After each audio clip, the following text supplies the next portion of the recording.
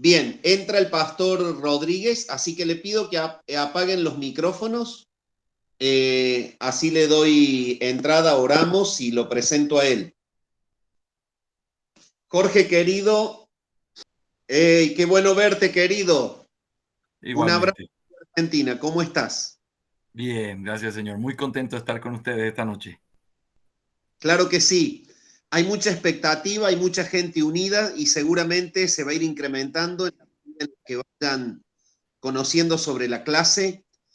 Así que te quería presentar para todos los que están viendo. El hermano es el pastor Jorge Rodríguez, un amado pastor y amigo con el cual entablamos una hermosa amistad.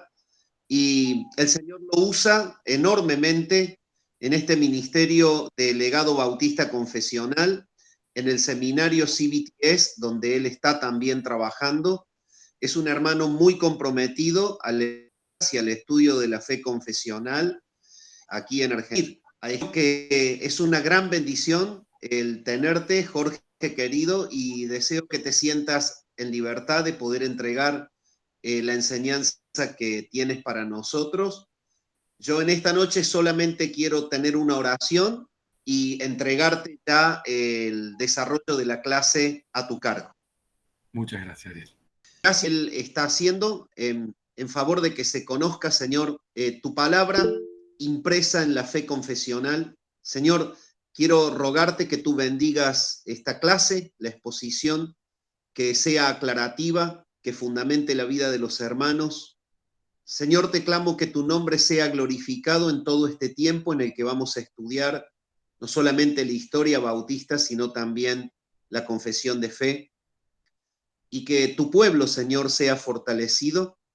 Te ruego, Señor, que los hermanos que están unidos puedan también ser de bendición a otros que quizás no puedan estar, pero lo que deseamos es que sea fortalecido tu pueblo y que el reino sea expandido con cada esfuerzo, con cada trabajo que se hace.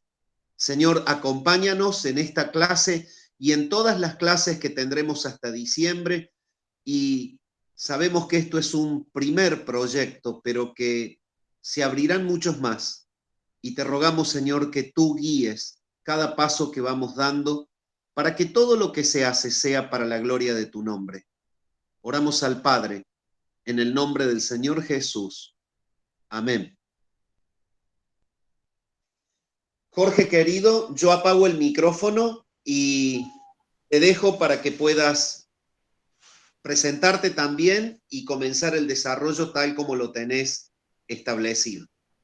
Bendiciones. Muchísimas gracias. Gracias, Ariel. Gracias, mis hermanos, por estar con nosotros esta noche. Quiero solo hacerles una petición. Esto es debido a mi debilidad. Si alguno puede prender su cámara, es un gozo grandísimo saber que están ahí detrás. No conozco muy bien cómo funciona Meet. Siempre utilizamos Zoom, pero estoy contento. Qué lindo verles, qué bueno saber que no estoy hablando solo. Eso es un gozo muy grande. Quiero abrazarles a la distancia, quiero presentarme un poquito, como decía el pastor Ariel, para que puedan conocerme un poco más y así también poder desarrollar esta clase, que anhelo que sea de ayuda, de bendición para ustedes, para nosotros en este contexto. Mi nombre es Jorge Rodríguez. Tuve el privilegio de ser, el Señor me salvó cuando era muy joven, a los 15 años. Y desde los 15 años en adelante, el Señor puso en mi corazón el anhelo de servirle. Así que a través de diferentes formas, el Señor fue trabajando en mi vida, en mi alma. Sin duda, una de las formas más benditas de santificación y de ayuda ha sido mi matrimonio. Tengo 15 años de matrimonio. Estoy felizmente casado con Lady. Tenemos 3 hijos que son realmente nuestra alegría: Natalia, Jorgito y Sofía. Y estamos sirviendo aquí en Ecuador. Yo soy de Ecuador, nací en Guayaquil y hace 10 años aproximadamente plantamos nuestra iglesia aquí en Santo Domingo, que es la ciudad donde estamos. Es una ciudad en el centro del país, a 3 horas de Quito, que es la capital, 4 horas y media de Guayaquil hacia el sur, que es el puerto principal. Y entonces aquí estamos, por la gracia de Dios, disfrutando de la obra que Dios está haciendo a nuestro alrededor, a pesar de nosotros en nuestras iglesias. Somos parte de una asociación de iglesias Bautista Reformada, que estamos por la gracia de Dios trabajando juntos en la plantación de nuevas iglesias y también en este proyecto de literatura, de formación teológica. Tengo el privilegio de servir como director del Seminario Bautista Confesional del Ecuador y también como director de la editorial Legado Bautista Confesional. Así que ha sido precioso todo esto que el Señor nos ha dado, y vuelvo a repetir, a pesar de nosotros y solo por su misericordia. Pero hoy tengo la tarea preciosa, y de aquí todos los miércoles que el Señor nos permite estar juntos, de poder hablar un poco sobre nuestro asunto confesional, nuestro contexto confesional. Tuve el privilegio de estar con el pastor Ariel estos días en Paraguay y en Chile. Fue realmente un precioso tiempo. Y también de conocer de ustedes, de saber la obra que Dios está haciendo en Argentina. Es precioso saber sobre eso. Y entonces muy comprometido a tratar de ser de ayuda en lo que pudiera servir para que la obra se siga haciendo y siga avanzando conforme a la misericordia de Dios. En estas clases, lo que el pastor Ariel me ha pedido es que podamos hablar con respecto a nuestra confesión de fe, y vamos a empezar hablando del contexto histórico de nuestra confesión de fe. Ahora, antes de empezar, quiero decirles, el ser confesionales, que es algo que nosotros vamos a seguir hablando y profundizando a través de las clases, tiene que ver con que nosotros creemos que la responsabilidad de la iglesia es tener que confesar la verdad que Dios nos ha dado. Cuando hablamos de una confesión de fe, no hablamos de que nosotros simplemente sostenemos lo que otros hombres han dicho o que seguimos la enseñanza de hombres, sino que creemos que esa verdad que Dios nos ha revelado a través de su palabra debe ser proclamada, debe ser afirmada de una manera clara, de una manera concisa, porque se nos envía al mundo a predicar el evangelio, y el evangelio no es algo ambiguo, sino claramente verdades que Dios ha revelado en su palabra y que tenemos que articularlas de una forma en que puedan ser presentadas con claridad a todo aquel que va a oír. Por eso, cuando hablamos de una confesión de fe, estamos hablando de una afirmación pública, sintética de lo que la palabra de Dios dice, y nosotros creemos, y gracias a Dios por eso, que la verdad que nosotros creemos hoy no es una verdad nueva, sino que es una verdad que ha sido sostenida y creída por hermanos a través de la historia, y nosotros tenemos el privilegio de levantarnos sobre esos pasos, de seguir ese camino que otros caminaron también. Hay un dicho antiguo que dice que si algo es nuevo, entonces no es verdad. Y si algo es verdad, entonces no es nuevo. Y es una preciosa verdad recordar eso. La verdad siempre ha estado en medio de la iglesia de Dios, porque Él dejó su palabra y su Santo Espíritu para poder traer luz, claridad a su iglesia, para que pudiera entender esa verdad y proclamarla hasta el fin del mundo. Así que, aunque vamos a hablar de hombres, vamos a hablar de personas, vamos a hablar de grupos, no estamos hablando simplemente de la fe de esos hombres, sino que estamos hablando de un legado que viene sostenido sobre el hombro de personas que decidieron ser fieles y que comenzaron a caminar con fidelidad a través de los años. La historia de nuestra confesión de fe inevitablemente tiene que llevarnos a considerar lo que está atrás de eso, y esa es la Reforma Protestante. Mis hermanos, nosotros necesitamos entender la historia de la iglesia como parte de lo que Dios utilizó y sigue utilizando para poder guiar a su pueblo a toda la verdad que Él reveló en su palabra.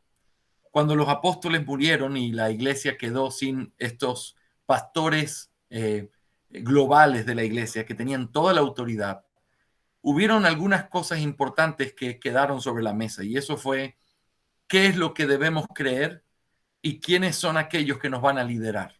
En otras palabras, la primera pregunta tenía que ver con nuestra teología, y la segunda pregunta tenía que ver con nuestra eclesiología, o la estructura en la que se iba a llevar todo a cabo. Y a veces uno piensa, y realmente yo también lo pensaba, si uno va hacia atrás y comienza a ver a los apóstoles, o mejor dicho, a los descendientes de los apóstoles, los primeros cristianos, uno encuentra como una especie de cristianismo más puro, y entonces deberíamos tratar de ir hacia allá atrás. Pero la verdad es que si nosotros pudiéramos ilustrarlo, podríamos decir que lo que pasó desde que los apóstoles mueren y los primeros creyentes ya fuera de la época apostólica comienzan a vivir como creyentes, no es un cambio que simplemente bajó de estar aquí con la revelación de Dios ahora hacia una especie de un poquito menos de revelación porque ya no habían apóstoles, sino que en realidad, tal como lo dicen algunos profesores de historia y entre ellos el doctor Waldron, fue como un salto que la iglesia hizo de estar aquí arriba hacia aquí abajo, en la cual a través de ese salto la iglesia se dio cuenta que tenía la verdad, pero que la verdad necesitaba ser entendida, necesitaba ser procesada, necesitaba ser discutida para poder entender qué es lo que Dios había revelado en el Nuevo Testamento. Por eso, no nos da temor hablar de la Reforma Protestante como uno de los grandes momentos de la revelación y de cómo la iglesia entendió la doctrina que había recibido. ¿Por qué no nos da temor? Porque la iglesia vivió un proceso en el cual es en una forma ascendente. Imagínense, cuando tú entiendes algo o crees algo, es necesario tener que tomar ese algo y tener que meditar sobre eso. Y a veces cuando escribes o cuando tienes la oportunidad de enseñar y tú compartes eso con otros, te das cuenta que lo que estás diciendo quizás necesita ser pulido o tus argumentos no son tan fuertes. Y cuando te encuentras en eso, te das cuenta que a medida que encuentras gente que es contraria a lo que piensas o argumentos, tú comienzas a crecer en tu entendimiento y comienzas a ser más fino en la manera de hablar. Y eso fue exactamente lo que pasó con la iglesia. Pensemos en el ejemplo de la Trinidad, por ejemplo. La Trinidad es una doctrina bíblica y aunque no puedo oír sus voces, espero que estén gritando de fondo, amén, es bíblica completamente. Ahora, está en el Antiguo Testamento, está en el Nuevo Testamento, pero uno cuando mira la historia se da cuenta que la iglesia recién argumenta una declaración de la Trinidad como 300 años después. Y uno dice, ¿cómo puede ser? Entonces, ¿la iglesia inventó la Trinidad? No. La Trinidad es una doctrina bíblica, pero fue necesario tener que ir entendiéndola, tener que ir defendiéndola, y en medio de las controversias es cuando la iglesia comienza a pulir su entendimiento y llega a esa forma más elaborada de la doctrina, con nada nuevo, sino con un entendimiento mucho más claro. Por eso, estudiar la historia nos ayuda a mirar cómo la iglesia ha vivido en ese proceso constantemente. Y así es como llega la Reforma Protestante. No es porque antes de la Reforma no haya habido doctrina cristiana o no haya habido la verdad de Dios sobre la tierra. De hecho, mientras más uno estudia, se da cuenta que hay muchas cosas de valor en este periodo que a veces uno llama este periodo de oscuridad o este periodo medieval en donde se lucharon con muchas doctrinas. Eso es cierto. Sin embargo, lo que nosotros encontramos es que la verdad de Dios siempre estuvo ahí y siempre hubieron hombres fieles. Pero entonces llegamos a un punto importantísimo que fue la Reforma Protestante.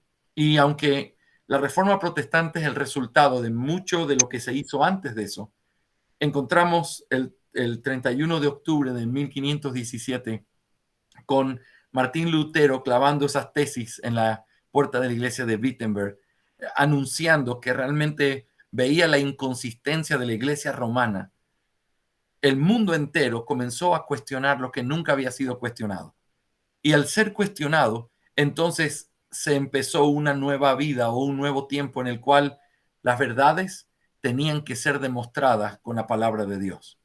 Lo que sucedió después de eso fue que poco a poco los diferentes países, los diferentes estados, reinos, comenzaron a abrazar la verdad de la palabra de Dios y comenzaron a tomar en serio lo que la Escritura enseñaba, haciendo de esta manera diferentes declaraciones de fe, diferentes posturas bíblicas en las que defendían a la Biblia como la máxima autoridad. Nuestra historia y la historia de nuestra confesión de fe tiene que remontarse hacia Inglaterra porque es el contexto histórico nuestro. En Inglaterra, a diferencia de Europa continental, en Inglaterra la forma en la que llegó la reforma, algunos lo han llamado, fue una forma providencial. Se leían los escritos de Lutero, donde estaba Calvino muchos años después enseñando, entrenando hombres y llevándolos de regreso a sus países. En todo eso, las iglesias comenzaron a vivir una verdadera reforma. Pero en Inglaterra, debido quizás un poco a la distancia, pero también a la sólida postura que tenía la iglesia romana, la reforma vino de otra manera. Y esto es una parte importante de nuestra historia. El rey Enrique VIII, que estaba casado con la nieta de los reyes católicos de España, con Catalina de Aragón, ella había sido la esposa de su hermano y él murió muy joven, nunca tuvieron hijos, así que había una ley que decía que se podía casar con esta esposa para poder mantener la descendencia de su hermano, pero también el reino. Y acuérdense que los matrimonios eran acuerdos donde simplemente se mantenía de una forma política la tranquilidad entre dos países a través de casar a los hijos. Así que era importante casar al rey de Inglaterra con una descendiente de los reyes de España, que era un imperio tan grande en el contexto en el que estamos hablando. Ellos eran los que estaban descubriendo el Nuevo Mundo, Portugal, algunas partes donde se estaban enriqueciendo, tomando tesoros de diferentes lados, pero especialmente del Nuevo Mundo. Ahora, cuando nosotros pensamos en eso, nos damos cuenta que en la historia se dice que Enrique VIII quiso divorciarse de Catalina de Aragón porque no podía tener hijos varones. Él trató de hacerlo de una manera formal, pidiéndolo al Papa, pero el Papa simplemente no le permitió tener ese divorcio, no por una razón bíblica, sino por un asunto político también. Roma y todo el asunto papal estaba muy conectado con España. Así que lo que sucedió fue algo inesperado, pero fue lo que empezó la reforma, y déjenme hacerlo de esta manera, empezó la reforma en Inglaterra. Inglaterra rompe su relación con Roma por causa de este divorcio que se necesitaba dar, y entonces se proclama una iglesia nacional, llamada después la iglesia anglicana, donde la cabeza de esa iglesia iba a ser el rey de Inglaterra, Enrique VIII. Por supuesto, aquí no había una reforma teológica, sino simplemente una ruptura y se puso del lado de los enemigos de Roma, por decirlo así. Y entonces empieza esta reforma en Inglaterra que simplemente era el mismo catolicismo romano, pero con una ropa diferente. Esto fue notado por muchos años por personas que comenzaban a leer escritos de Lutero que comenzaban a llegar a Inglaterra, pero también por la gran influencia del ministerio de John Knox, que había estado, como ustedes saben, o muchos de ustedes saben, había estado en Ginebra aprendiendo con Calvino y fue enviado de regreso. Entonces imagínense, lo que él encuentra en esa Inglaterra no es reforma y se comienza a hacer una presión en donde desde adentro se trata de buscar una verdadera reforma en la iglesia de Inglaterra. En el reinado de Elizabeth o Isabel se hacen grandes mejoras y realmente la iglesia anglicana comienza a tomar una forma un poco más protestante. En este contexto es donde nacen los famosos puritanos. Los puritanos son este grupo de hermanos dentro de la iglesia de Inglaterra que anhelaba una purificación, el poder ir hacia una forma más bíblica de la iglesia dentro de lo que ellos vivían. Así que se levantaron hombres extraordinarios enseñando, predicando, promoviendo, y la iglesia de alguna manera iba dando pasos, pero llegó un momento donde fue tan grande la presión que hubieron hombres que decidieron salir de la iglesia porque comenzaron a pensar, esto no puede ser una iglesia verdadera, aquí realmente no se está honrando la palabra, esto no es reforma. Y así como algunos se fueron, otros se quedaron pensando, quizás si nosotros seguimos insistiendo, finalmente la iglesia de Inglaterra va a ser reformada. Así que en esta fuerza y en medio de muchas situaciones políticas es donde comienza a forjarse un grupo de iglesias que nacen fuera del límite del permiso de la iglesia de Inglaterra, pero nacen como iglesias que no se conformaban a lo que estaba sucediendo en Inglaterra y comienzan a establecerse como iglesias independientes. Es importante señalar, hermanos, que en este tiempo comenzó a haber tanta presión de parte del gobierno, porque estas iglesias eran prohibidas, que muchos comenzaron a migrar a otros lugares como Holanda, por ejemplo, y otros, con el paso de los años, terminaron yéndose hacia lo que hoy es Estados Unidos de Norteamérica. Es por causa de la lucha que había, y es paradójico, porque en las confesiones reformadas, que estos hombres que perseguían a otros, se decía que había libertad de conciencia. Y eso es una de las cosas que era contradictorio, porque la libertad de conciencia dice que nadie puede presionarte a creer algo si tú no lo encuentras en la palabra de Dios. Pero si tú eres penado o perseguido por no ser anglicano, por no ser presbiteriano, hay algo que no es consistente con ese principio. Y es un principio de la reforma, no es un principio simplemente de aquellos que les convenía, era un principio reformado. Ahora, de en medio de estas iglesias, algunas de las cosas más importantes que comenzaron a verse fue la necesidad de tener que reformar la eclesiología. De alguna manera, el pensamiento que había sobre la iglesia de Inglaterra era que la iglesia de Inglaterra era una iglesia romana, básicamente. Era catolicismo en Europa, en Europa de Inglaterra y Escocia y toda esa parte, pero se necesitaba cambiar. Estas iglesias que salen del brazo de la iglesia anglicana y de la iglesia del Estado comienzan a ver las iglesias como entidades independientes que no se debían al Estado, que eran diferentes del Estado y que necesitaban vivir conforme a la palabra de Dios, esté o no el Estado a favor o no. Y eso es lo que dio como luz a iglesias que comenzaron a llamarse a sí mismas iglesias congregacionalistas.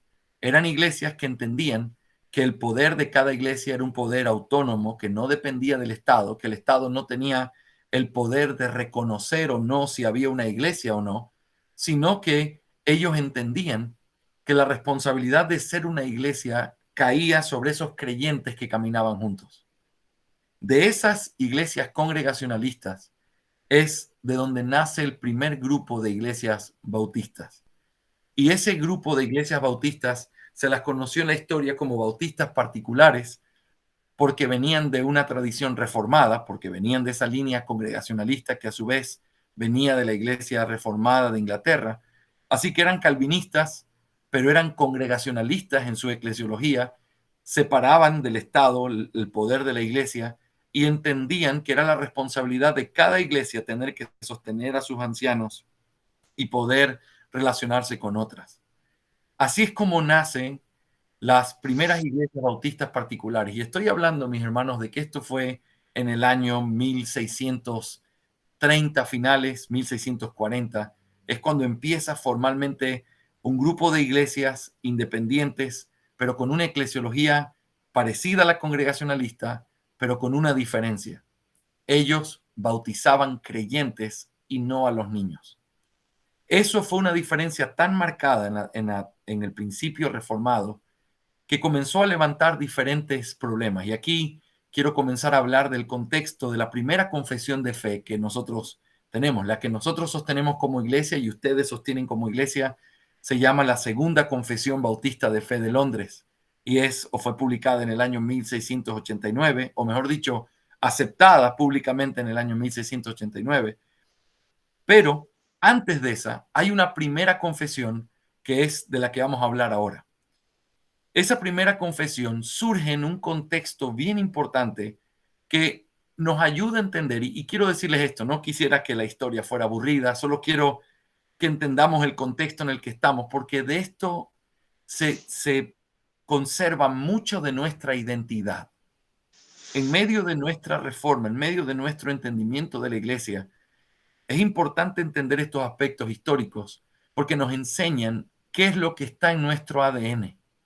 ¿Qué es lo que hay detrás de lo que nosotros creemos y decimos creer al confesar la Segunda Confesión de Londres? La primera confesión nace a través del siguiente contexto. Dado que las iglesias bautistas comenzaban a notar que eran diferentes al resto por el bautismo de creyentes solamente y no por bautizar niños, hubieron algunos hombres que al ver el bautismo de creyentes en las iglesias bautistas comenzaron a alarmarse y comenzaron a decir que esto era simplemente una aparición del grupo radical completamente extremo llamado los anabautistas. Los anabautistas eran un grupo que ya tenía mucho más años y que nació como una especie de grupo radical en el que ellos desestimaban completamente al Estado, completamente los impuestos. Ellos pensaban que cualquier tipo de gobierno humano era un gobierno del diablo y por eso ellos eran o creían en una especie de resistencia contra el gobierno. Ellos tenían, aunque no había una sola postura entre ellos, porque eran muchas iglesias diferentes, pero la gran mayoría tenían ideas de revelaciones y sueños que todavía se seguían dando. Ahora, ¿qué fue lo que sucedió? 100 años antes de esto que estamos hablando, en el año 1640, es decir, en el año 1540, hubo un grupo de anabautistas que llegaron a una ciudad en Alemania llamada Münster, y debido a que ellos creían en esta revelación continua del Espíritu, ellos, un día, uno de ellos, un profeta, declaró que él era David y que había otro de ellos que era Elías, y entonces que debían tomar la ciudad de Münster por la fuerza, porque esa sería la nueva Jerusalén. Y así que tomaron armas y se organizó una matanza en esa ciudad que muchísimas personas murieron. Eso se llamó la matanza o el derramamiento de sangre de Münster. Y eso fue y afectó grandemente a Alemania y grandemente el testimonio de estos anabautistas como gente radical, completamente de armas, gente a la cual temerle, que creía en el desorden y en el caos. Así que cuando ellos ven que los bautistas aparecen, los confunden con anabautistas porque los anabautistas, entre las muchas locuras que tenían ciertas posturas que eran correctas, como por ejemplo el bautismo de creyentes solamente. Y al comparar el bautismo de creyentes de los anabautistas con el bautismo de los creyentes de los bautistas, comenzaron a decir, aquí llegaron los anabautistas otra vez. Tengan cuidado, porque Londres se puede volver a convertir en lo que pasó con Münster. Así que comenzaron a escribirse tratados, panfletos, se comenzó a llenar la ciudad y lógicamente, imagínate la consternación que había entre los habitantes de Londres al pensar que un grupo radical de armas había llegado ahí.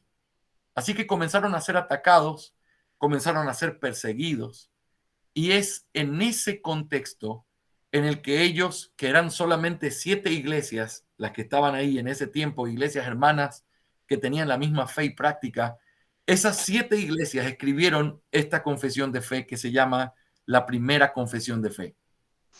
Esta confesión claramente tiene el propósito de demostrar que ellos no eran anabautistas. Por eso en la portada dice 7 iglesias que bautizan creyentes mal o falsamente llamadas anabautistas. Y el hecho de querer defender esta posición lo hace notorio dentro de la confesión que escriben, una confesión sencilla de algunos artículos, pero esos artículos trataban de demostrar que ellos, número uno, respetaban al gobierno civil, por ejemplo.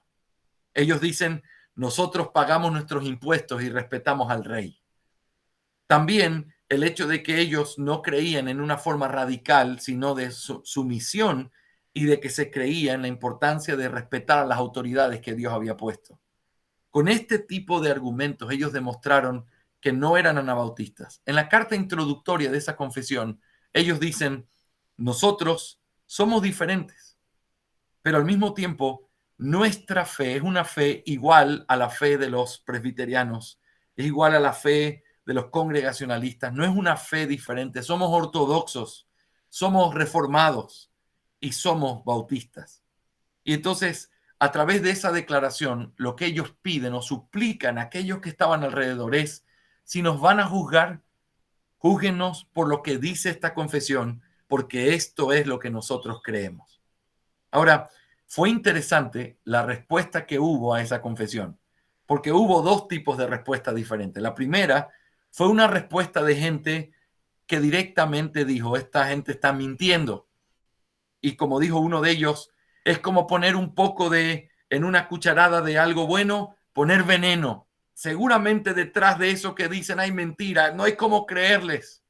Y eso fue una parte de este grupo de iglesias en Inglaterra que rechazó completamente a los bautistas. Pero hubo otro que tenía una visión un poco más apropiada, un poco más general, que permitió y aceptó la confesión como una declaración sincera, solamente que pidieron, y esto es muy interesante, pidieron que cambiaran ciertos párrafos que eran un poco ofensivos para ellos. Por ejemplo, en la confesión del 44, 1644, que fue cuando hicieron esta primera edición de la confesión, de la primera, decía que los únicos que debían sostener a los pastores era la iglesia y no el Estado. Y todos los ministros presbiterianos eran sostenidos por el Estado inglés. Entonces, no había sentido ahí y ellos se sintieron aludidos. Y cosas como esta fue las que pidieron que cambiaran con el propósito de mantener la paz en lo que decían. Por eso se hizo una edición de la confesión y se volvió a publicar en el año 1646, pero ahora con ediciones que mostraban el corazón de estos bautistas. Nosotros queremos ser reconocidos por ustedes. Nosotros no somos un grupo radical, somos hermanos, pero tenemos nuestras diferencias. Pasando los años después de esto, esta confesión de fe que fue impresa por algunas ocasiones comenzó a darle cierta estabilidad a las iglesias y comenzaron a multiplicarse. Pero el problema de la persecución en Inglaterra fue muy grande y es muy conocido que en los años 1660 en adelante hubo una tremenda persecución y diferentes cosas. De ahí, y como lo ha dicho Joel Vicky en otras ocasiones, la razón por la que tenemos tantos escritos puritanos hoy es debido a la persecución. Los pastores se les prohibía, por ejemplo, en una de esas leyes, estar a distancia de 8 kilómetros de su púlpito. No podían estar más cerca de ese perímetro. Y entonces, como no podían estar en sus congregaciones, que normalmente eran congregaciones pequeñas, de campo, ellos escribían sus sermones y los enviaban para que alguien los lea en el culto. Y así es como en una edad temprana teníamos ya libros y libros de sermones puritanos por causa de la persecución. Como siempre, cuando el diablo trata de hacer algo en contra del avance de la obra de Dios, Dios siempre utiliza aún a sus enemigos para la gloria de su nombre. Imagínense la bendición que han sido todos estos escritos para nosotros el día de hoy. Pero dentro de la persecución también hubo persecución contra los bautistas. Es aquí el famoso tiempo de cuando John Bunyan fue encarcelado y donde escribió El progreso del peregrino estando preso, y historias fabulosas como pastores que estaban presos por 3 años, los libraban, los sacaban de la cárcel y lo que hacían el primer domingo que estaban libres era volver a predicar y algunos de ellos los volvían a encarcelar. Qué valentía, qué denuedo, qué certeza de que la obra de Dios se tenía que hacer a pesar de la adversidad. Ahora, en el año 1644 en adelante, 43 en adelante, se hace o se convoca la Asamblea de Westminster. Y esto es un asunto bien importante porque esto es lo que hace que la teología o el escenario teológico que había en Inglaterra cambie para siempre después de esta asamblea. Esta asamblea tiene el propósito de traer a los eruditos más prominentes de todo el reino, sentarlos ahí y poder discutir con un propósito principal. O habían dos en particular. El primero era establecer una confesión de fe y una política eclesiástica que pudiera servir como algo que todos debían guardar dentro del reino. Es decir, esta es la fe que todos debían tener en Inglaterra. Pero en segundo lugar, y una razón bien importante detrás de esto, era que ellos querían vindicar el nombre de Inglaterra por causa de la reforma o cómo había llegado la reforma a ellos. ¿Te acuerdas lo que hablamos hace un momento? Había muchas dudas sobre la certeza o la veracidad de la reforma en Inglaterra por causa de cómo había llegado y por causa de los pocos cambios que habían tenido. Así que de los asuntos importantes que tuvieron que tratarse fue su eclesiología y algunos aspectos que tenían que mostrar para siempre que ellos tenían una iglesia verdaderamente reformada. Así que se lleva a cabo la Asamblea de Westminster, sale como resultado de eso una confesión, la Confesión de Westminster, que es hasta el día de hoy el estándar más importante de teología reformada que nosotros tenemos en el mundo. Ahora, los bautistas seguían su camino y seguían viviendo en medio de persecución, viviendo entre las sombras por causa de que no era una iglesia permitida. Pero en el año 1677, 100 iglesias o alrededor de ese número ya habían en Inglaterra y en los alrededores. Y lo que ellos querían era volver a escribir una confesión de fe para poder certificar y volver a decir que ellos eran reformados, eran ortodoxos, pero eran diferentes. Ahora, hay preguntas que han surgido, pero ¿por qué hacer una segunda confesión si ya había una primera? ¿Es que ellos acaso cambiaron de doctrina? ¿Nuestros padres bautistas particulares cambiaron de doctrina? La respuesta es no. Y es bien interesante la respuesta histórica que ellos mismos nos van a dar. Ellos dicen que la razón por la cual hicieron una nueva confesión, número uno, es porque la primera confesión, recuerden de los años que estamos hablando, ya no habían muchas copias disponibles de esta primera confesión y era más barato volver a hacer una, o era más fácil hacer una que tratar de buscar las copias de esa antigua que se había hecho. Algunos de los que firmaron la segunda confesión de Londres nunca habían visto con sus propios ojos una copia de la primera confesión de Londres. Y eso es muy interesante, la escasez de todo eso. Estamos en una época donde recién la imprenta está comenzando a funcionar, así que es muy difícil tener documentos escritos, impresos. Así que lo que ellos hacen es, necesitamos otra confesión. ¿Qué hacemos? Pero hay un segundo punto y quizás el más importante de todos, y eso es que si ellos querían mostrar que eran iguales a los reformados, que eran ortodoxos, lo mejor que podían hacer era tomar un molde o un estándar que ellos lo consideraran con mucho respeto para poder mostrar, mira, ¿te acuerdas de este estándar que ustedes hicieron? En esto estamos de acuerdo, en esto estamos de acuerdo, en esto estamos de acuerdo, en esto estamos de acuerdo. Aquí hay un pequeño cambio, pero nota en todo lo que estamos de acuerdo.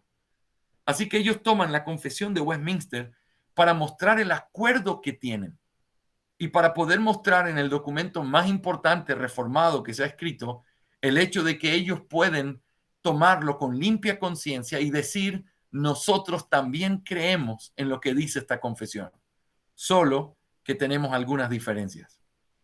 Así fue como ellos tomaron la edición congregacionalista de la Confesión de Westminster y así fue como hizo nuestra confesión de fe.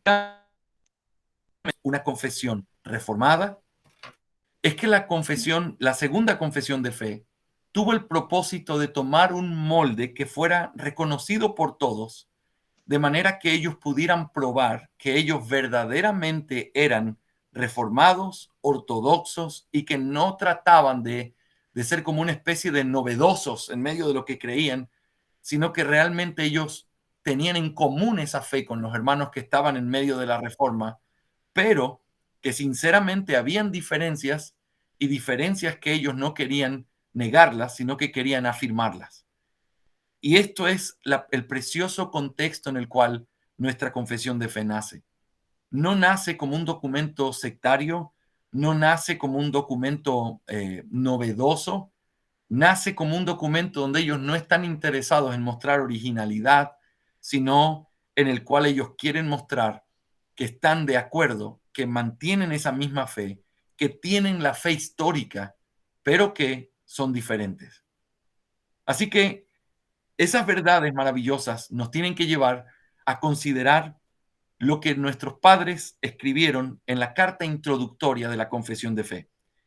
No sé, mis hermanos amados, cuántos de ustedes están familiarizados con el texto mismo de la confesión, pero estoy seguro que aun si conoces la confesión, hay esta carta introductoria. A veces es una carta que uno no ha leído porque hace poco está en español, pero es una carta que muestra el corazón detrás de nuestros padres y de por qué se hizo nuestra confesión de fe. Y yo quiero que ustedes me permitan, en esto que nos queda de esta primera clase, leer con ustedes esa carta y permitirme hacer algunos comentarios y explicaciones de lo que ellos expresan en esa carta. Ahí es como cuando tú escribes un libro y pones un prólogo, pones una introducción poniendo el deseo, el anhelo que tienes al escribir esta obra. Y eso es lo que ellos hacen con esta carta introductoria. Si nunca has leído esta carta, quiero darte la bienvenida a este mundo increíble al que nos vamos a meter ahora. Vamos a leer a nuestros padres mismos en sus propias palabras, explicando el corazón que hay detrás. Y quiero que me permitas, a medida que leamos esta carta, yo quisiera que tú pudieras ver conmigo algunas reflexiones que creo que son bien oportunas y necesarias para nuestra vida y para nuestra manera de entender nuestra fe. Así que voy a compartir, como les decía, no conozco muy bien esto, pero voy a ver si puedo hacerlo aquí. Veamos. Ustedes me confirman si están viendo la carta que dice para el lector juicioso e imparcial. ¿La están viendo? Sí. Sí, sí, sí. Muy bien. Excelente. Perdonen que todavía soy novato en esto, así que voy a ir leyéndola con ustedes y quiero que me permitan detenerme en algunas partes para poder considerar algunas cosas que son vitales.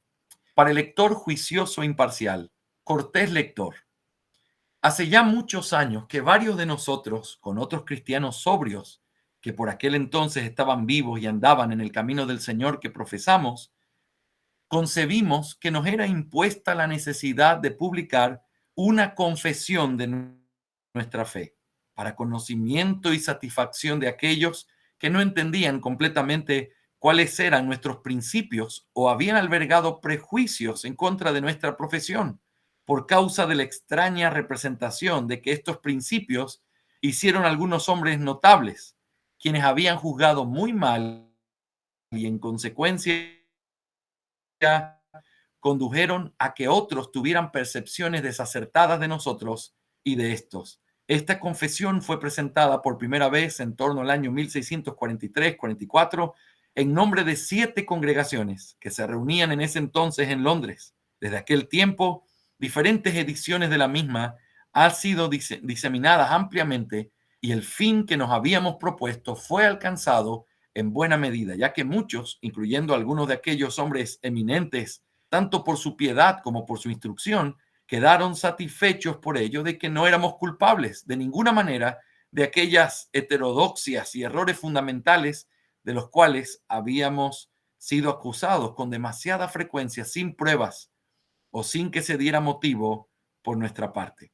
Noten aquí las razones históricas que hemos visto ya en este recuento que les hacía de que ellos escribieron la primera confesión de fe ante la necesidad de defenderse por esta forma en la que algunos hombres comenzaron a decir: aquí están los anabautistas, tengan cuidado con ellos, son una gangrena, incluso esa palabra literalmente utilizaron, son una gangrena. Y entonces ellos escriben esta confesión y la presentan con el propósito de defender y mostrar qué es lo que ellos creen. Y ellos dicen aquí, y gracias a Dios se cumplió en gran parte el propósito que teníamos. Ahora, ellos continúan. Y puesto que ahora no es común que se tenga una copia de aquella confesión, ¿se acuerdan lo que les decía? Y también muchos otros desde aquel entonces han abrazado la misma verdad que en esta se reconoce, juzgamos que era necesario reunirnos para dar testimonio al mundo de nuestro firme apego a aquellos sanos principios mediante la publicación de esta confesión que ahora está en vuestras manos. Yo quiero que me permitan hacer una aclaración importantísima aquí. Esta segunda confesión de Londres, de la que estamos leyendo esta carta introductoria, se la conoce a menudo como la Confesión de 1689. Sin embargo, es interesante, y esto lo aprendí con Sam Renihan, él me dice, lo interesante es que nunca fue publicada en 1689. Se publicó en 1677, 1688, 1699, pero ¿por qué se le llama del 89 si nunca fue publicada ahí?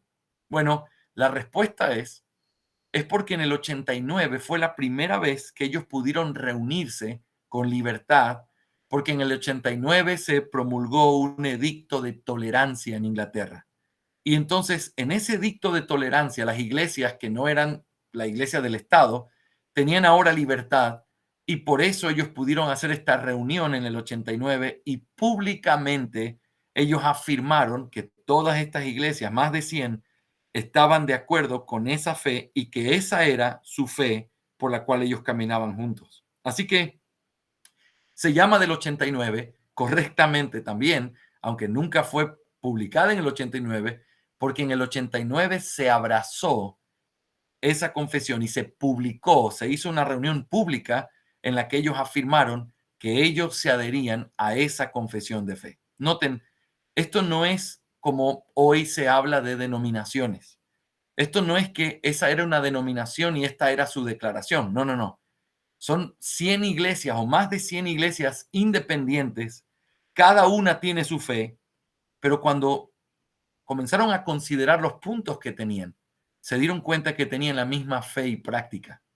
Y es lo que ellos pusieron o dejaron por sentado en esta confesión.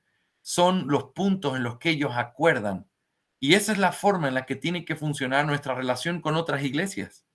Tiene que ser por la fe que nosotros tenemos en común y porque nosotros caminamos en los mismos principios que ellos sostienen.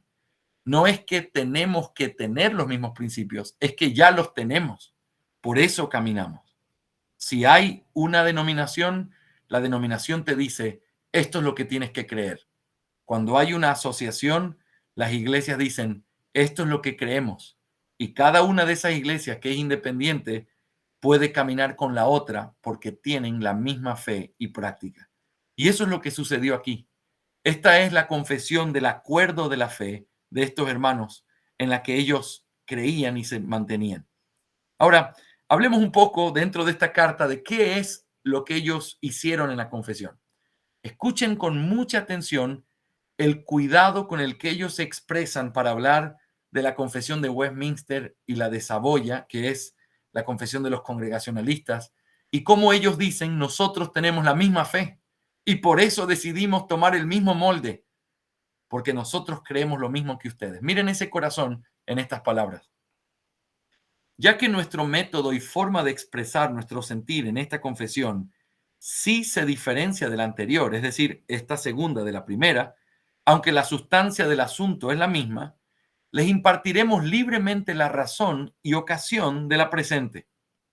Algo que nos convenció grandemente de emprender esta obra fue no solo rendir cuentas de todo a aquellos cristianos que difieren de nosotros acerca del tema del bautismo, sino también el provecho que de ello podría obtenerse para aquellos que no tengan ningún informe de nuestras labores en su instrucción y establecimiento en las grandes verdades del Evangelio, en el entendimiento claro y fe estable, lo cual concierne más directamente a nuestro confortable caminar con Dios y fructificación delante de Él en todos nuestros caminos. Por lo tanto, concluimos que era necesario expresarnos más plena y distintivamente, además de escoger el método que fuera más comprensible para aquellas cosas que concebimos, a fin de explicar nuestro consenso general y nuestra creencia en estas cosas, y no hallando defecto alguno con respecto a esto en aquel método que fue elegido por la Asamblea, está hablando la Asamblea de Westminster, y después de ellos elegido por los de la senda congregacionalista, es decir, la Declaración de Savoy, decidimos con ánimo pronto que es mejor conservar el mismo orden en nuestra presente confesión.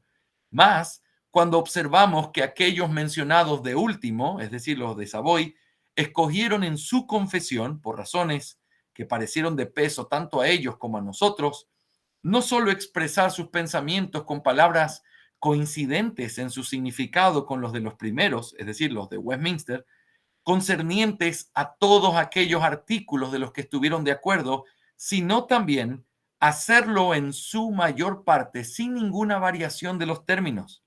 De igual manera, concluimos que es mejor seguir su ejemplo de hacer uso de las mismas palabras junto con ambos en estos artículos, que son muchos, en los que nuestra fe y doctrina es la misma que la de ellos. Esto hicimos tanto más abundantemente para manifestar nuestro consenso con ambos en todos los artículos fundamentales de la religión cristiana, para manifestar nuestro consenso con ambos en todos los artículos fundamentales de la fe cristiana. Así como con muchos otros, cuyas confesiones ortodoxas han sido publicadas al mundo en nombre de los protestantes en diversas naciones y ciudades, también para convencer a todos de que no tenemos ansia alguna de atascar la religión con nuevas palabras, sino que con ánimo pronto consentimos en esa forma de las sanas palabras que, en consenso con las santas escrituras, han sido usadas por otros antes que nosotros, declarando por este medio ante Dios, los ángeles y los hombres nuestro cordial acuerdo con ellos en esa sana doctrina protestante que, con evidencia tan clara de las Escrituras, ellos han aseverado. Ciertamente, algunas cosas han sido añadidas en algunas partes, algunos términos han sido omitidos y unos pocos han sido cambiados.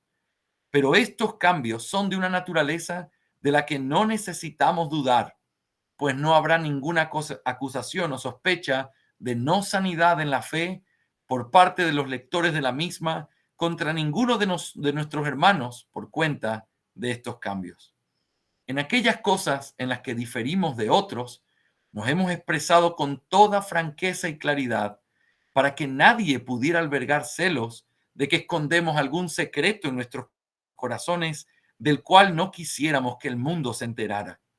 Pero esperamos haber cumplido también esas reglas de modestia y humildad que harán inofensiva nuestra libertad con respecto a esto, incluso para aquellos cuyas opiniones son diferentes de las nuestras. También hemos tenido el cuidado de colocar textos de las Escrituras en el margen para la confirmación de cada artículo de nuestra confesión, labor en la que nos hemos esforzado meticulosamente para seleccionar aquellos textos que sean más claros y pertinentes para probar lo que aseveramos. Nuestro deseo más ferviente es que todos aquellos a cuyas manos llegue esto sigan ese ejemplo de los nobles berianos, que nunca puede ser recomendado lo suficiente, quienes escudriñaban diariamente las Escrituras para ver si las cosas que les predicaban eran así o no.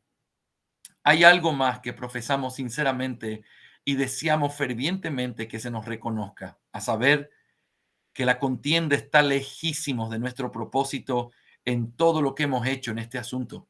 Y esperamos que la libertad de un franco despliegue de nuestros principios y la apertura de nuestros corazones a nuestros hermanos, junto con los fundamentos de las Escrituras en los que nuestra fe y práctica se apoyan, no nos sean negadas por ninguno de ellos ni se lo tomen a mal.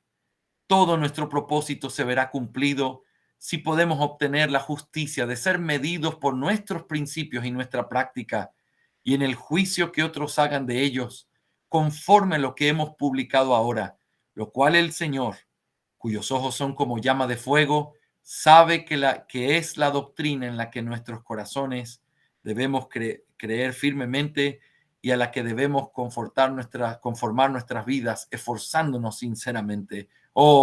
Y que otras contiendas sean puestas a un lado y que la única preocupación y contienda que de todos aquellos sobre quienes el nombre de nuestro bendito Redentor es invocado sea en adelante caminar humildemente con su Dios y en el ejercicio de todo amor y mansedumbre hacia los demás, perfeccionar la santidad en el temor del Señor, esforzándose cada día por comportarse de una manera digna del Evangelio y también de un modo adecuado a su puesto y capacidad, para promover vigorosamente en los demás la práctica de la religión verdadera y sin mácula delante de nuestro Dios y Padre. Además, para que en estos días de recaída no gastemos nuestro aliento en quejas infructuosas por las maldades de otros, sino que cada uno comience en casa a reformar en primer lugar nuestros propios corazones y costumbres, y luego a avivar todo aquello sobre lo cual podemos tener influencia con la misma finalidad, para que, si así es la voluntad de Dios, nadie se engañe a sí mismo al descansar y confiar en una apariencia de piedad sin el poder de la misma y sin una experiencia interna de la eficacia de aquellas verdades que profesa. Quiero parar aquí antes de seguir con lo que viene, que es ya el final de esta carta introductoria, pero quiero llamar su atención, mis hermanos, a dos o tres cosas bien importantes. La primera es el hecho de que ellos enfatizan que el camino que siguieron los de Westminster y los de Savoy fue un camino excelente de tal manera que ellos no vieron la necesidad de tener que cambiar ni hacer nada porque ellos están de acuerdo con lo que ellos creen. Y de esta manera, a veces encontramos en la confesión de fe ciertos detalles, ciertas cosas que muestran algunas diferencias. Les voy a poner un ejemplo, aunque vamos a tener en nuestra clase la oportunidad de verlo con más detalle. Pero Por ejemplo, en el capítulo 2, párrafo 3, que habla de Dios y de la Santísima Trinidad, por ejemplo, en la Confesión de Westminster dice que en ese Dios eterno hay tres personas. En nuestra confesión de fe dice, en ese Dios eterno o en esa única esencia hay tres subsistencias. Ahora, la edición o el cambio de la palabra subsistencia por la palabra persona no es un cambio doctrinal, es simplemente un cambio aclaratorio. Quieren enfatizar algo que tiene que ver con el contexto mismo en el que la confesión bautista sale a la luz.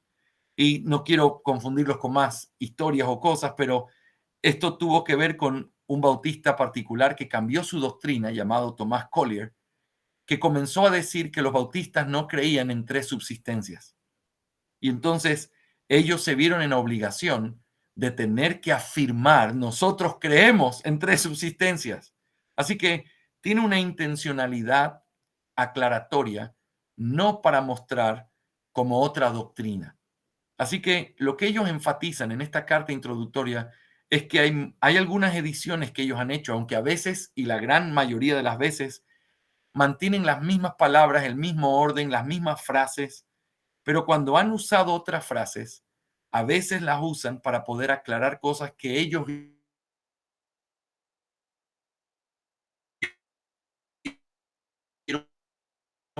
pertinente en su propio contexto. Por ejemplo, otro ejemplo de Savoy y la de Westminster no tienen. Y eso es, las Sagradas Escrituras constituyen la única regla suficiente, segura, infalible de todo conocimiento, fe y gracia salvadores. Esa frase no está en Westminster, no está en Savoy. Fue una añadidura de la Confesión Bautista, pero no es un cambio de doctrina. Eso también lo creían los de Westminster y los congregacionalistas. Sin embargo, esta añadidura se cree históricamente tiene que ver con su intento de seguir mostrando que ellos no eran anabautistas. Los anabautistas creían en revelaciones todavía del Señor y ellos dicen, la única regla es la palabra de Dios. Así que todo este detalle nos ayuda a ver la delicadeza con la que ellos trataron este tema de la carta introductoria, diciendo, hermanos, nosotros amamos el trabajo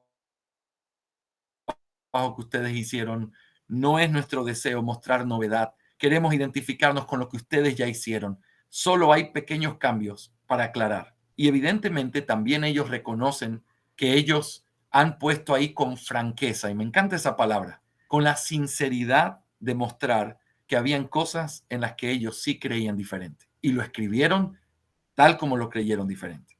Como el capítulo 26 o el capítulo 7 de la teología del pacto, que es un poco diferente a la de Westminster y que nosotros encontramos que hay similitudes, pero hay diferencias que ellos no dudaron en ponerlas, porque ellos querían dejar completamente claro que ellos sí tenían puntos diferentes, aunque ellos caminaban en la misma dirección de sus hermanos. ¿Qué es lo que queda claro y qué es lo que nosotros podemos resaltar, mis hermanos, en esto tan importante que encontramos en esta carta y en este contexto histórico que hemos visto? Aquí hay un corazón que tiene catolicidad. No dejes que esa palabra te engañe. No hablamos de catolicismo romano, hablamos de un corazón que entiende la iglesia universal. No es simplemente pensar en una iglesia que nosotros tenemos la verdad y nadie más. Nosotros creemos que lo que hemos dicho en esa confesión es verdad. Eso es lo que ellos están diciendo. Creemos que aún en nuestras diferencias tenemos esa verdad, pero creemos que somos parte de un grupo mucho más grande que nosotros, que van por encima y afuera de las paredes de nuestra iglesia, que es la iglesia de Cristo, que está conformada también por nuestros hermanos.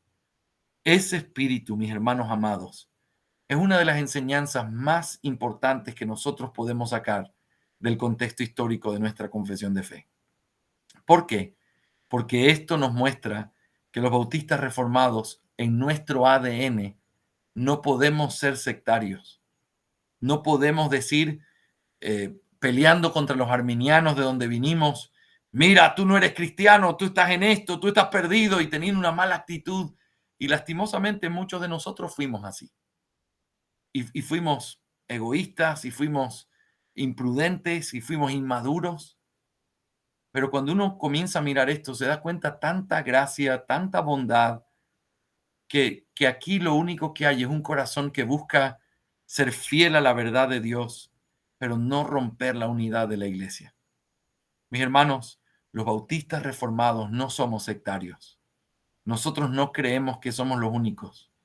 Nosotros creemos que tenemos que ser fieles a la verdad, creemos que hay responsabilidad con respecto a los distintivos, creemos que tenemos que sostener estos distintivos firmemente, pero creemos también que fuera de estos distintivos hay un verdadero pueblo de Dios también. Y aunque no estemos de acuerdo en estos detalles en los que creemos que Dios nos enseña en su palabra, nosotros debemos amarlos y buscar su bien, tal como nuestra confesión dice, tomando las palabras que están en la Escritura. Así que, ¿qué aprendemos de esta primera parte de la carta de la confesión de fe? ¿Qué corazón lleno de catolicidad? ¿Qué corazón no queriendo romper la unidad con sus hermanos presbiterianos y congregacionalistas? Es el mismo corazón y la misma intensidad con la que nosotros tenemos que conducirnos. Ahora, eso no es debilidad. Recuerda que estamos leyendo el contexto o la carta de una confesión de fe donde ellos están diciendo lo que creen. Así que no es ambigüedad. Ellos estaban bien claros, pero es amar la unidad. Hace unos meses tuve el privilegio de escribir algo sobre el tema de caminar en el balance de cómo debemos conducirnos con otros cristianos. Le puse por título El dilema de la separación. Y entonces, ¿cómo debería ser? ¿De quiénes debemos separarnos? ¿De quiénes no? Cosas que están a veces en auge en medio de muchas iglesias reformadas. Y la respuesta bíblica que encontramos es, Dios nos llama de la misma manera a tener distintivos, porque la iglesia es columna y baluarte de la verdad, y de la misma manera y con la misma fuerza nos manda a guardar la unidad de la iglesia. No tienes que decidir entre uno de los dos, tienes que abrazarte de los dos. Ahora, tenemos que reconocer qué difícil es abrazarnos de los dos. En uno de los capítulos cito las palabras de un hombre, un loco realmente, que cruzó, tiró un cable en las dos torres gemelas antes de que cayeran y lo puso y comenzó a caminar sobre ellas, mirando la gente abajo, él, un equilibrista pasando, y él describe cómo haces para no caerte a esa altura con ese viento y con todo el temor que tienes. Y entonces él comienza a describir, el cuerpo tiene que anular la fuerza que está del otro lado y tienes que pisar de esta manera. Y yo tratando de ilustrar, qué difícil es mantener el equilibrio. Es tan fácil perder la cabeza, irte a un lado y volverte loco, es tan fácil. Pero ese no es el llamado que Dios nos hace y no es el ejemplo que nosotros hemos recibido. Estos hombres tenían firmemente sostenida la fe porque ellos creían que era necesaria la fe para poder vivir.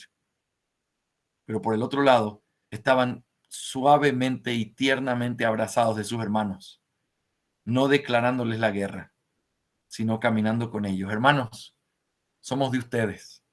Hermanos, ustedes lo han hecho bien, no tenemos nada que aportar aquí, solamente lo que pensamos diferente. Ustedes lo han hecho tan bien y nosotros estamos tan de acuerdo que hasta los mismos términos y palabras hemos usado, porque esa es nuestra fe también. Finalmente, en esta noche, yo quiero leerles la última parte de la carta, que es cómo termina, y quiero que vean el corazón pastoral que hay detrás de esto. Fíjense, ciertamente hay una fuente y causa de la decadencia de la religión en nuestros días que no podemos dejar de mencionar e instar encarecidamente a que se corrija. El descuido de la adoración a Dios en las familias por parte de aquellos a quienes se les ha encomendado la carga y la conducción de esta. Ellos estaban preocupados por la decadencia espiritual y ellos veían como la razón de esa decadencia espiritual la falta de piedad en el hogar. El hecho de que no se predicara la palabra y no se enseñara en el hogar. Dice, ¿no puede la burda ignorancia e inestabilidad de muchos, así como la profanidad de otros, ser imputada justamente a sus padres y cabezas de hogar? quienes no los han adiestrado en el camino por el que debían andar cuando eran jóvenes? Es decir, ¿no deberían mejor las consecuencias llevarlo los padres por no enseñarle a estos jóvenes? Antes bien, han descuidado aquellos mandatos frecuentes y solemnes que el Señor les ha impuesto para que así los catequizaran e instruyeran, a fin de que sus años tiernos fueran sazonados con el conocimiento de la verdad de Dios, como se revela en las Escrituras, y también por su propia omisión de la oración y otros deberes de la religión de sus familias. Junto con el mal ejemplo de su vana conducta, ¿acaso no los han habituado primero al descuido y luego al desprecio de toda piedad y religión? Sabemos que esto no excusará la ceguera ni la maldad de nadie, pero de cierto caerá pesadamente sobre aquellos que así han dado ocasión para lo anterior.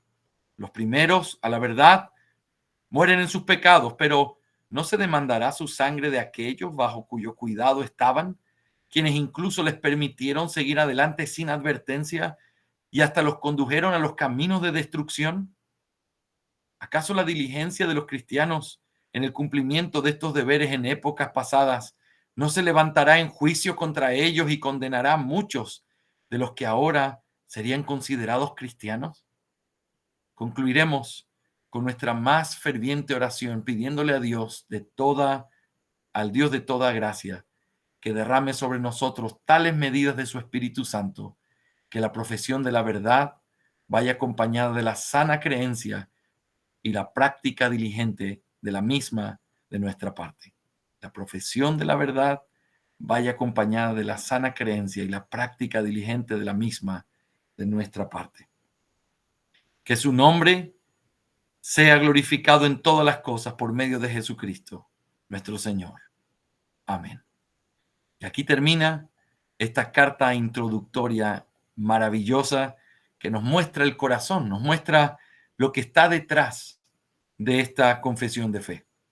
Mis hermanos, si hay una enseñanza importante que pudiéramos hacer, quizá aquí son dos que yo quisiera mencionar para concluir. La primera es que la teología nunca está apartada de la práctica. Ellos lo entendían y ellos decían, sí, aquí está la confesión de fe, esto es lo que creemos, esto es lo que hay que sostener, pero luego hablan del culto familiar y hablan de la oración en la familia y hablan de los padres guiando a los hijos y enseñándoles la doctrina. ¿Qué tiene que ver? Tiene todo que ver. Tiene todo que ver. La verdad de la palabra de Dios tiene que ser vivida en cada hogar, en cada casa, en cada familia, en cada corazón, porque si no, la doctrina no significa nada. Eso es lo que ellos están diciendo aquí. Si no hay piedad, ay de nosotros. Nuestras iglesias tienen que seguir este ejemplo. Hermanos, nosotros podemos estar fascinados por la teología y de hecho lo estoy. Pero es tan fácil olvidarte de la práctica y de la piedad cuando te abrazas simplemente la teología menospreciando su verdadero valor.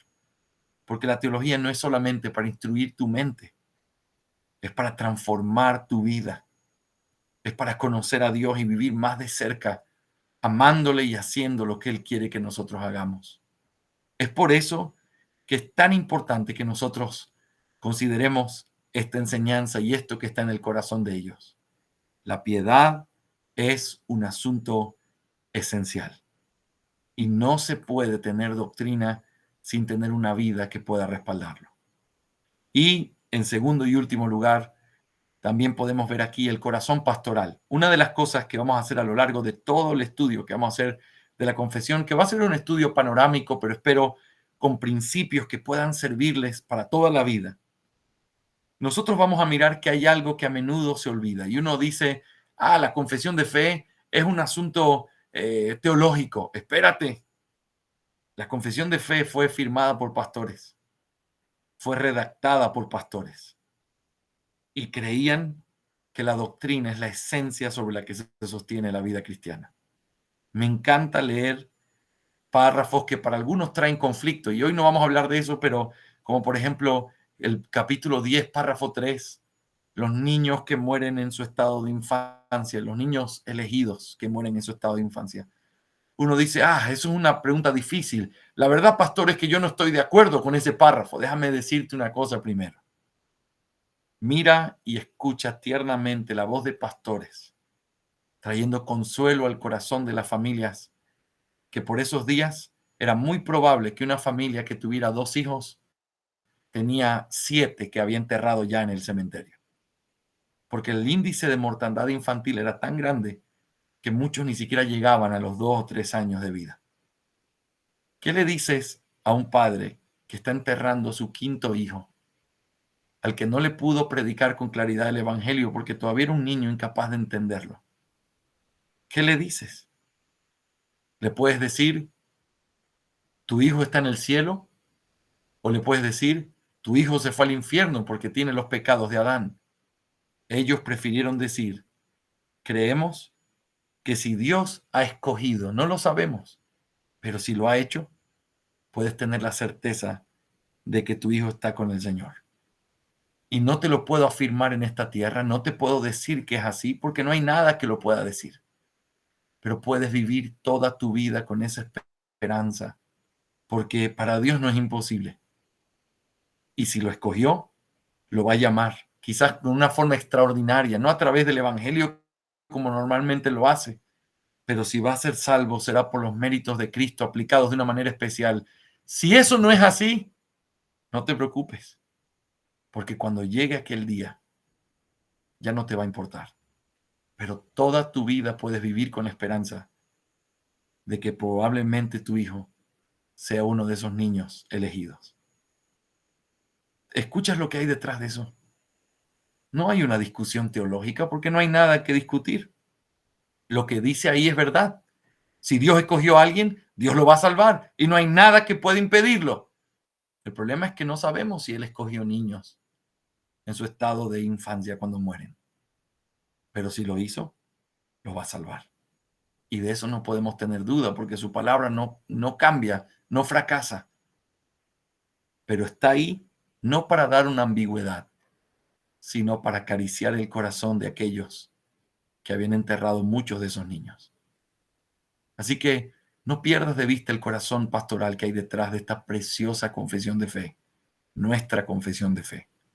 Y yo espero a través de estas clases animarte a poder amarla, conocerla, por supuesto, no es la palabra de Dios, pero creemos que es un resumen fiel de lo que la palabra de Dios dice. Y por eso podemos sostenerlo. Y ha sido probado a través de los siglos. Y con confianza podemos acercarnos a ella, sabiendo que no es una cosa misteriosa o secreta, sino una confesión que ha sido públicamente presentada y que muchos hermanos nuestros se han identificado con ella, como nosotros lo hacemos hoy. Con esto terminamos nuestra clase de hoy. Espero que haya sido de ánimo, de ayuda, de bendición. Y aunque yo sé que la historia a veces no es tan agradable, espero que el ver el contexto histórico nos ayude a llegar a las lecciones más importantes. Ese corazón que no piensa que somos los únicos. Ese corazón que entiende que la doctrina no puede estar separado de la piedad.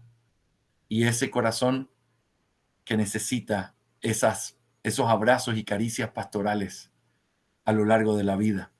Y eso es lo que hace nuestra confesión de fe. Ariel, querido, aquí termino mi clase por el día de hoy. Gracias, querido Jorge. La verdad que ha sido muy instructivo, muchos datos históricos perfectamente planteados con una cronología importante. Gracias al Señor por este tiempo, creo que es un tiempo de instrucción necesario, edificante para los hermanos, y no dudo que clase a clase el Señor va a ir dejando en el corazón de cada uno enseñanza, fortalecimiento que lleva al afianzamiento y a la madurez.